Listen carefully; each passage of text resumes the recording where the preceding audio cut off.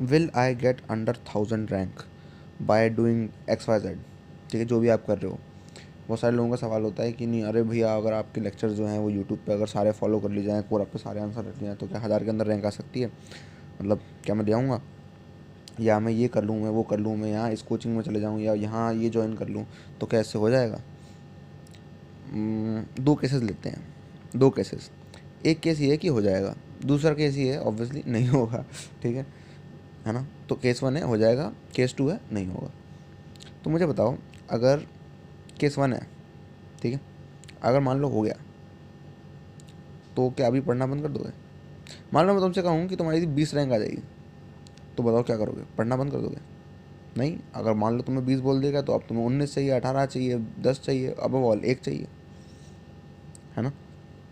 तो अभी भी पढ़ोगे पूरे डेडिकेशन के साथ, है ना? अभी भी कायदे से पढ़ना चाहिए पूरे डेडिकेशन के साथ। दूसरा केस मान लो कि 1000 नहीं, मैं तुमसे बोल रहा हूँ तुम्हारी तो 50,000 रैंक आएगी, ठीक है? तो अब मुझे बताओ कि अब क्या नहीं पढ़ना चाहिए तुम्हें पूरे डेडिकेशन के साथ? अभी पढ़ना चाहिए पूरे डेडिकेशन के साथ। तो ले देखिए, जब आउटकम सेम है, तो ये पता लगाने का मतलब क्या हुआ कि 1000 के अंदर रैंक आएगी कि नहीं आएगी? सेंस ही नहीं बनता, ये सेंसलेस चीज़ है कि 1000 के अंदर मेरी रैंक आएगी कि नहीं आएगी, 100 के अंदर मेरी रैंक आएगी कि नहीं आएगी।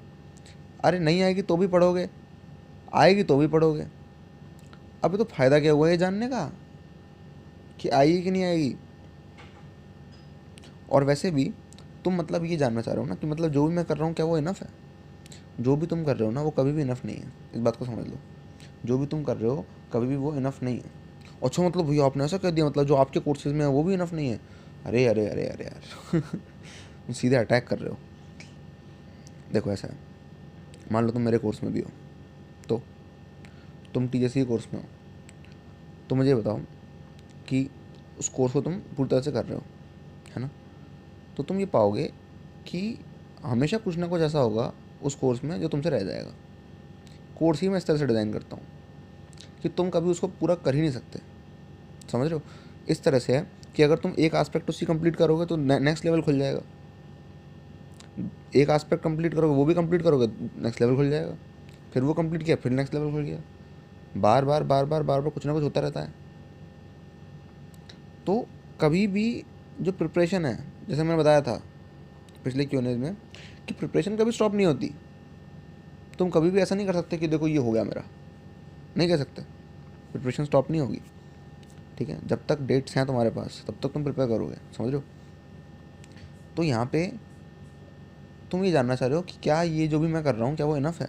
तुम कभी भी कुछ भी कर लो, कुछ भी इनफ नहीं है, ये समझ लो। क्योंकि यहाँ पे तुम जिस एम की तरफ जा रहे हो ना, वो एम नेवर एंडिंग है, समझ रहे हो? तुम्हें चाहिए टॉप टॉप टॉप, बट किसी को नहीं पता टॉप क्या होता है। सब अपना मैक्स मैक्स लगाने में लगे हुए हैं, समझ रहे हो? किसी को नहीं पता टॉप कहाँ है। टॉप कोई एक पर्टिकुलर वैल्यू नहीं है कि भैया यहाँ तक कर लो तो हो गया। ऐसा नहीं है कि 10वीं मंजिल पर चढ़ गए तो कंप्लीट है, ऐसा कुछ है ही नहीं। यहाँ पर जेई के अंदर गेम ये है कि अगर तुम 10वीं मंजिल पर जाओगे तो तुम्हें पता चलेगा कि 10 और मंजिलें हैं, उस पर भी चले जाओगे तो तुम्हें पता चलेगा 10 और मंजिलें हैं। इस तरह से जब तुम मैथ्स में, फिजिक्स में, केमिस्ट्री में क्वेश्चन करते हो तो तुम हमेशा ऐसा होगा कि कोई ना कोई एक क्वेश्चन तुमसे छूट जाएगा, गलत हो जाएगा। तो वहाँ सीखने वाला पॉइंट है, वहाँ ग्रो करने वाला पॉइंट है, उसकी तरफ जाओ, है ना?